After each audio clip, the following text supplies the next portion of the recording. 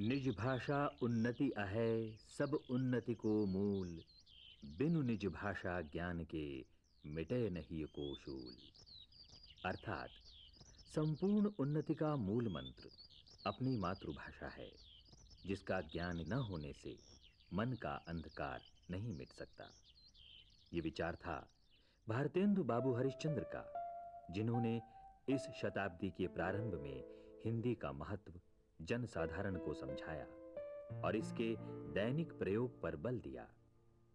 और तब से लेकर आज तक हमने हिंदी पढ़ी भी, लिखी भी और बोली भी, किंतु उसके प्रारंभिक ज्ञान को भूलते गए। परिणामतः हिंदी ध्वनियों में उच्चारण एवं लेखन स्तर पर अशुद्धता बढ़ती चली गई। नतीजतन आज स्नातक स्तर पर लगभग 82% छात्र हिंदी ध्वनियों के प्रारंभिक ज्ञान से अनभिज्ञ हैं। ध्वनि भाषा का एक अनिवार्य अंग है।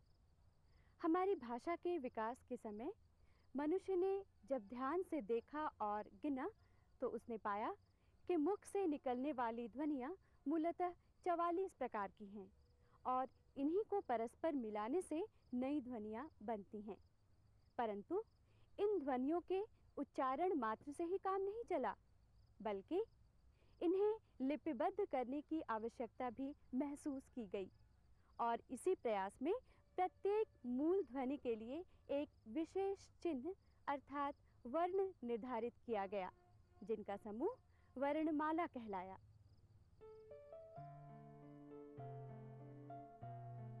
हिंदी में वर्णों की संख्या 48 होती है और इन वर्णों का क्रमबद्ध सजा हुआ व्यवस्थित स्वरूप ही वर्णमाला कहलाता है, जिसकी छोटी से छोटी इकाई वर्ण कहलाती है।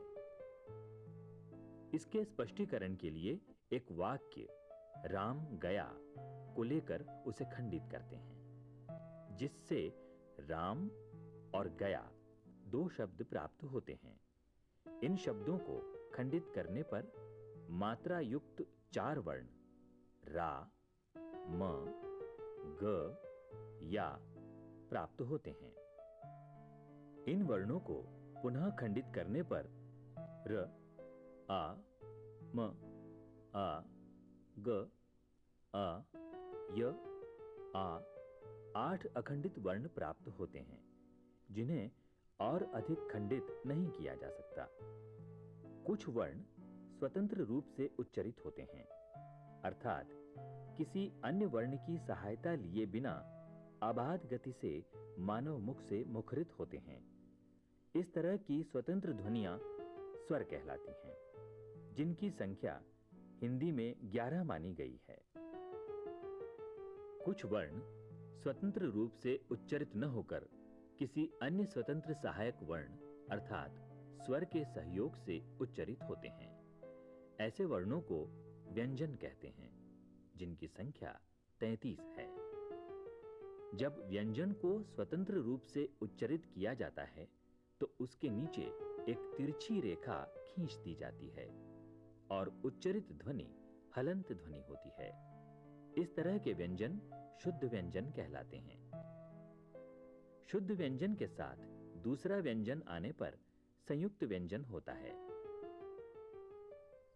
व्यंजन ध्वनियों में य तथा व को कुछ आधुनिक भाषा शास्त्रियों ने व्यंजन नहीं माना है। इनमें व्यंजनों की अपेक्षा स्वर का अंश अधिक होने के कारण अर्ध स्वर के रूप में इन्हें मान्यता दी गई। हिंदी ने अपने संपर्क में आने वाली अन्य भाषाओं की ध्वनियों को भी अपने में समाहित किया है। मसलन फारसी भाषा से ज और अ जैसी अन्य ध्वनियाँ ली गईं और इन्हें लिखने के लिए वर्णों के नीचे एक बिंदी लगा दी गई, जैसे फर्ज।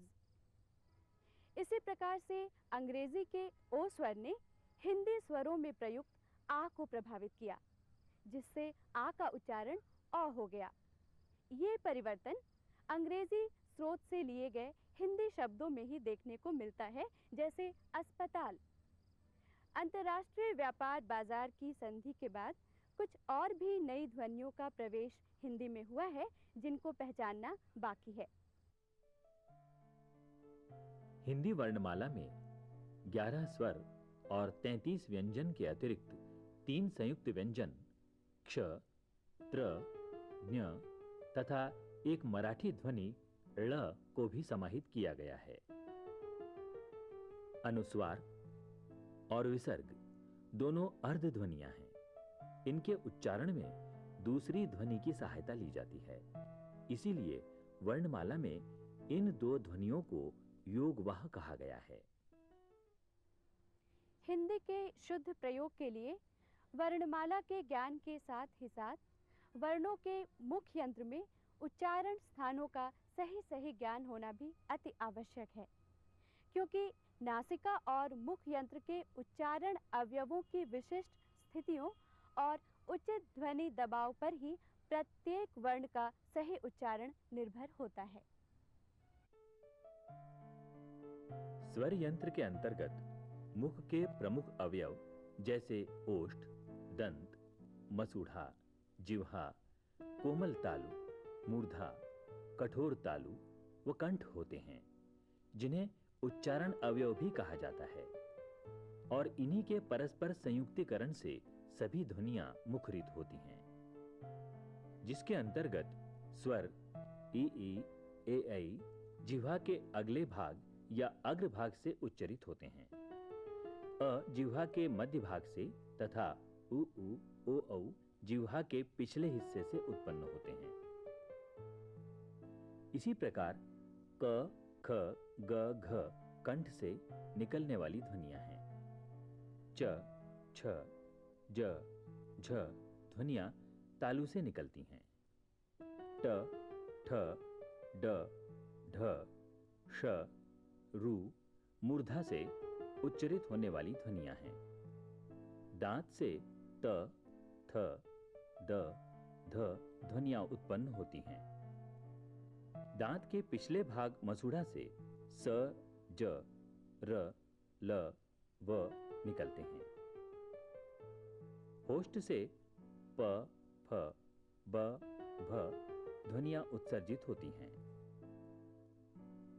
ङ, ञ, ण, न, म नासिका के स्पर्श से निकलने वाली ध्वनियां हैं।